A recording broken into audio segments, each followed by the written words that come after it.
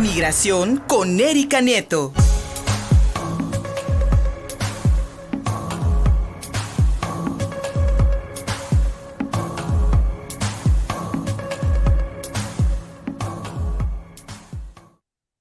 Mi querida Erika Nieto, es un placer verte y escucharte, amiga. Recibe un abrazo cada martes hablando migración y crucemos el río porque las cifras crecientes de migrantes desaparecidos han puesto alarma en la región y además allá en los Estados Unidos, pues un juez determinó mantener el legado de Donald Trump con el famoso Título 42 que impide a muchas personas solicitar asilo, pero además ha generado una ola de protestas ante las deportaciones express que realiza el gobierno estadounidense. Erika Nieto, bienvenida, buenos días.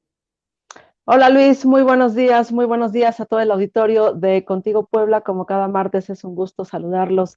Y sí, fíjate que desafortunadamente y en un ambiente pues sumamente de peligro que se vive actualmente en territorio mexicano, pues las cifras de migrantes desaparecidos está creciendo de manera preocupante para las organizaciones no gubernamentales, que son las que se encargan constantemente de estar pues buscando y atendiendo a organizaciones como la Caravana de Madres Centroamericanas, o incluso estos grupos de madres que también están buscando sus hijos en territorio mexicano, porque las cifras son verdaderamente estremecedoras sobre el preocupante aumento en la desaparición de migrantes durante su trayecto rumbo al sueño americano. Y es que el programa de búsqueda de personas migrantes desaparecidas del Servicio Jesuita a Migrantes en México reconoció que las cifras se han cuadruplicado al pasar de 83 desaparecidos en 2017 a 349 migrantes desaparecidos en 2021. Este servicio jesuita, Migrantes en México, presentó su informe hace unos días en el que se dice que del 2007 al 2021 tienen registrados 1,280 casos de migrantes desaparecidos. Lo cierto, Luis, es que, pues desafortunadamente estas cifras pues están representando solamente a los casos denunciados por las propias familias, al ver que su migrante no se volvió a comunicar, que no llegó a su destino en la Unión Americana o que simplemente le perdieron el rastro. Desafortunadamente, sabemos que hay un amplio porcentaje de migrantes que salen solos, que en muchas ocasiones pues salen sin avisar a sus familiares porque están huyendo de sus países, huyendo de toda esta violencia o amenazados, y cuando desaparecen en su trayecto rumbo al sueño americano, pues nadie los busca y no se sabe absolutamente nada de su caso. Según este informe, el 77% de los desaparecidos son centroamericanos, el 22% son mexicanos y solamente hay un 7% de migrantes desaparecidos con origen sudamericano. Y esto también tiene mucho que ver con la proporción de migrantes que salen justamente desde estos países. Sabemos que la explosión de unos años para acá de pues la salida de ciudadanos centroamericanos, de El Salvador, de Guatemala, de Honduras, de Nicaragua, pues sabemos, por ejemplo, en el caso del Caribe, de Haití, en los últimos años ha aumentado considerablemente. Además, el 94% de estos casos de desaparición, el último contacto, la última llamada que la hicieron desde México y es justamente desde aquí cuando ya no se vuelve a saber de ellos. Afortunadamente, sí, hay algunos finales felices en los que las personas son localizadas con vida y resulta que se encontraban detenidas en alguna estación migratoria en territorio mexicano. Y precisamente, bueno, hemos escuchado cómo hay constantes quejas en contra del Instituto Nacional de Migración, pues sobre que mantienen detenidos por semanas, a veces hasta por meses, y en muchas ocasiones desafortunadamente incomunicados a decenas de migrantes que, bueno, pues tampoco es que puedan, no tengan algún medio para dar a conocer a sus familias que están detenidos y que, bueno, pues mientras tanto ellos pues hacen el trámite para continuar con su trayecto o para ser deportados a su país. Por eso es que en algunos centros de detención, bueno, los migrantes se rebelan, salen por la fuerza de estos lugares, denunciando que les dan largas para la entrega de documentos o incluso también para su deportación a su país de origen. Lo que ellos quieren es continuar su trayecto rumbo al norte o pues ya darse por vencidos y regresar a su país. Sin embargo, fíjate que el informe del Servicio Jesuita Mexicano daba a conocer a través de un comunicado, pues destaca la necesidad también urgente de que se elabore un registro público nacional de detenciones migratorias, que dice que pues esta creación ya lo mandata la Ley Nacional de Registro de Detenciones, publicada en el Diario Oficial de la Federación desde el 2019 y que hasta la fecha pues no se tiene ningún avance. Sin duda este registro público nacional de detenciones migratorias sería una gran herramienta, no solo para las familias que están buscando actualmente a un familiar, sino para todas estas organizaciones no gubernamentales precisamente que las apoyan para dar a conocer pues que ahí está su familiar detenido en alguna cárcel mexicana, en algún centro de detención o incluso también esta coordinación con otras organizaciones que sabemos que hacen este trabajo del lado de la Unión Americana, sobre todo en estados fronterizos como Arizona, donde también pues sabemos que hay muchos migrantes, sobre todo actualmente con la postura del gobernador de Texas, Greg Abbott, de decir que están pues encarcelando a un amplio porcentaje de migrantes que intentan cruzar del lado tejano. Así que pues mientras este registro nacional llega, decenas de cuerpos de migrantes se mantendrán también en las morgues del país sin que pues se sepa de su origen, de su ADN, de su familia, sin ser identificados o en el desierto sin que nadie los rescate. Incluso muchos de ellos se mantendrán detenidos en México, en alguna cárcel allá en Estados Unidos, sin saber que son considerados como desaparecidos, que su familia los están buscando, pues con la esperanza de algún día encontrarlos, Luis. Terrible, mi querida Erika Nieto, porque este Sistema Nacional de Detenciones Migrantes también nos permitiría tal vez tener registro del paso de todas estas personas por territorio nacional. A lo mejor fueron detenidos en Chiapas, una vez más en Puebla, a lo mejor en un estado del norte, en fin, para poder seguirlos. Y como decías tú, a lo mejor muchos de estos cuerpos en la morgue, pero ¿cuántos estarán en fosas comunes de los cuales no vamos a tener ni vamos a saber además dónde quedaron? Y cómo se suma este problema de los migrantes desaparecidos y desaparecidas, mi querida Erika, pues este enorme problema que tenemos en el país de personas no localizadas, que la misma Organización de las Naciones Unidas ha señalado como una alerta internacional, más de 100,000 personas. Yo siempre lo pongo así, mi querida Erika. Imaginemos una ciudad de 100,000 personas, no sé, en el estado de Puebla. Me estoy imaginando tal vez Huachinango, tal vez lugares más o menos de ese tamaño, que de pronto desaparecen y no sabemos dónde están.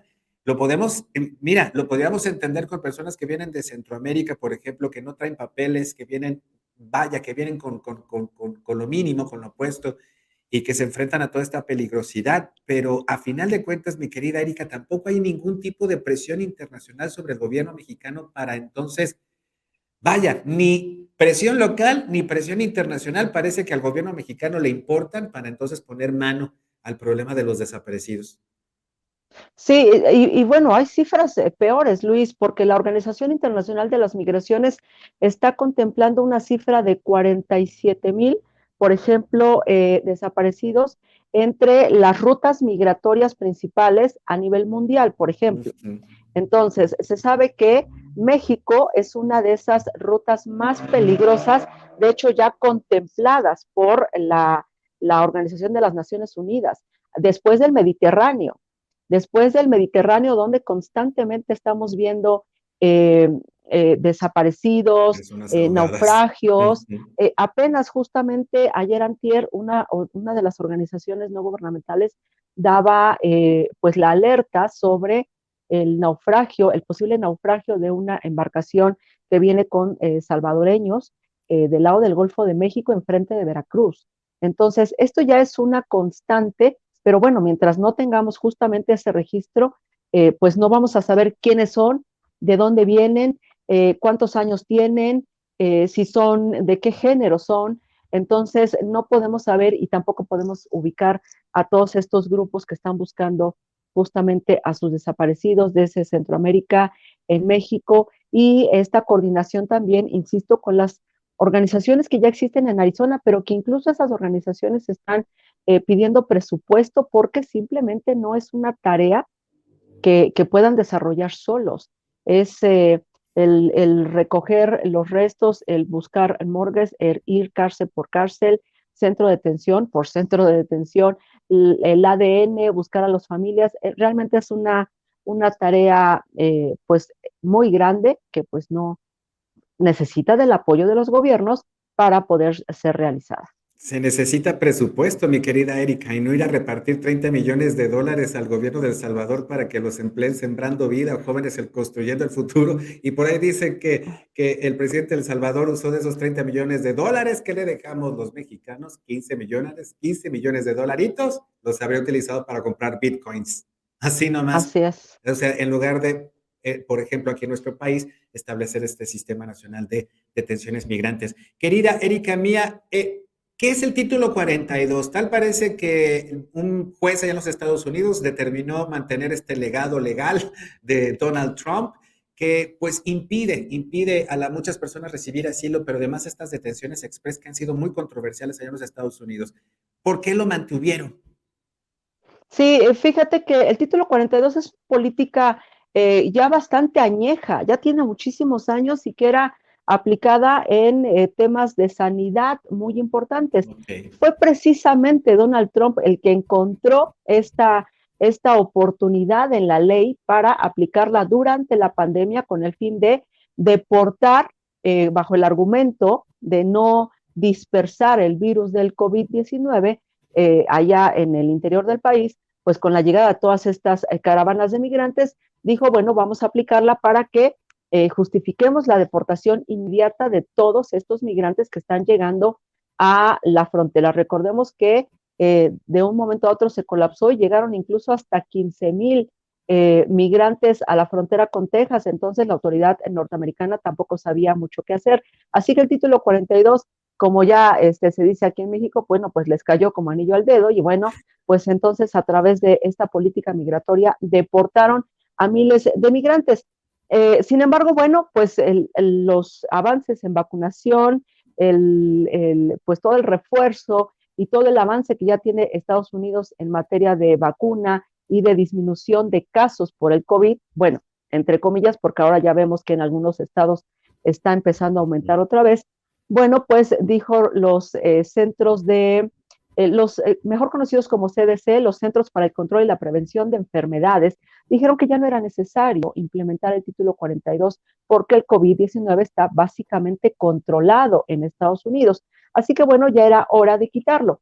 Sin embargo, ya lo hemos mencionado aquí, el ala republicana, pues en el Congreso, en los gobernadores y demás, fueron una oposición muy fuerte en contra de Joe Biden, se resistieron a que lo quitaran y bueno, pues ahora el juez federal de Luisiana, Robert Sommerhays se llama, que fue por cierto designado en su momento por Donald Trump, pues negó la conclusión del título 42, dice que pues la llegada de todas estas oleadas migratorias que ya se esperan podrían colapsar el sistema sanitario norteamericano, así que dice no es el momento de quitar el título 42, permanece y permanece pues hasta un nuevo llamado porque pues aunque la Casa Blanca ya dijo que va a pues contrarrestar esta medida del juez, bueno, pues todavía se puede esperar a que pasen meses para que el título 42 pueda desaparecer. Sin duda, Joe Biden está perdiendo una nueva batalla en contra del Partido Republicano e indirectamente en contra de Donald Trump, porque es un Exacto. programa que Donald Trump impuso en su gobierno y que ahora están haciendo todo lo necesario por mantener no solamente su partido político, el republicano, a través del Congreso, de los jueces y de los gobiernos estatales, sino que, bueno, pues simplemente Joe Biden no puede, no puede en contra de ellos. Así que, pues las organizaciones que defienden los derechos de los migrantes están alzando la voz nuevamente. Y bueno, como ya lo decíamos, Joe Biden está entre la espada y la pared, porque los republicanos, sin duda, con esta unión que traen, no, pues no están dejando moverse a Joe Biden para beneficiar a los migrantes. Y bueno, pues ya también vimos cómo esta desinformación y la manipulación que tienen pues todas estas bandas de coyotes, polleros y demás que llevan a los migrantes, pues ya estaban utilizando esta medida para decir, a partir del lunes 23 vas a poder entrar a Estados Unidos, así que vámonos de una vez. Entonces, pues sabemos que tampoco es así. Tampoco es que Estados Unidos tenga las puertas abiertas y bueno, ya hablamos que en cuestión de asilo o de refugio es un porcentaje mínimo el que ellos podrían aceptar para estudiar estos casos de violencia o de extrema pobreza en otros países que merezcan que ellos otorguen este refugio, Luis. No está sencillo. Y ya lo habías advertido, mi querida Erika Nieto, muchos reveses para Joe Biden y cómo la presencia, cómo la figura de Donald Trump sigue siendo importante en los Estados Unidos, lo que nos revela que el discurso ultraconservador, antiinmigrante del Partido Republicano está fuerte, no se ha desvanecido en los años de gobierno de Joe Biden y la posibilidad de que el Partido Demócrata pierda una vez más las elecciones en unos años. Mi querida Erika, ya veremos cómo se desenvuelve el tema migratorio y la próxima semana cruzamos el río nuevamente contigo. Mientras, amiga, ¿dónde te podemos encontrar? Claro que sí, Luis, muchas gracias. Pues pueden encontrar esta opinión en la página de municipiospuebla.mx, también estamos por ahí, o en la página de contigopuebla.mx, ya la pueden encontrar y la pueden leer. Así que, si no, pues simplemente seguirme en redes sociales vía Twitter en @erinife, ahí van a encontrar toda esta información. Recibe un abrazo, mi querida Erika. Pausa y Gracias. seguimos contigo, Puebla.mx, a través de YouTube, de Facebook y en Twitter. En Atlisco, cada mediodía, a través de STV, el canal 25 de Teleweb. Regresamos. Síguenos en Facebook y Twitter. Estamos contigo, Puebla.